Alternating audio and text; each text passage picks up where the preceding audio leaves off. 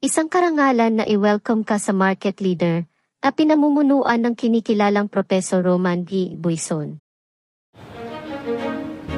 Dito nagsisimula ang kwento namin. Dito sa malalawak na kalsadang asfaltado, sementado at malinis. Dito sa mga pagawaan at pabrika.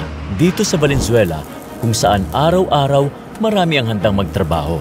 Dito sa Valenzuela, ginagawa ang marami sa inyong mga paboritong produkto mula kutson, tangke ng tubig, tansan, bote, karton at pagkain.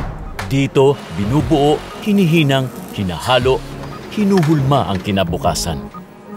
Dito sa amin, ang edukasyon ay pinahahalagahan at sinisigurong laging nasa mataas na kalidad. Dito sa Valenzuela, hinuhubog ang kabataan.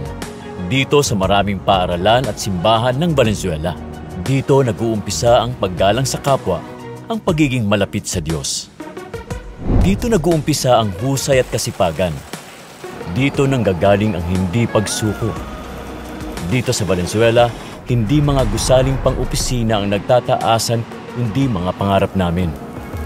Dito, hindi napupuyat ang mga tao dahil sa bisyo at pagpapasarap, kundi dahil sa pag-aalay ng galing, talino, puso at kakayahan.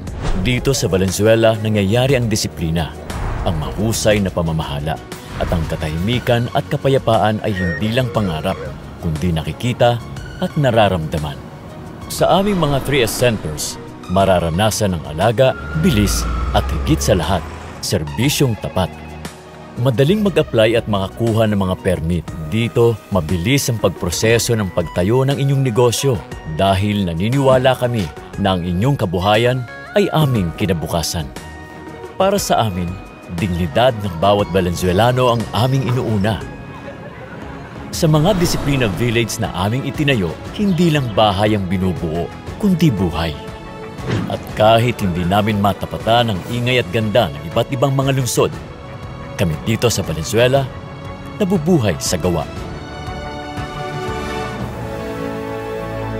Kung nagustuhan niyo po ang video na ito, paki-like, share, and subscribe. At maaari rin po kayo mag-iwan ng comment. Maraming pong salamat!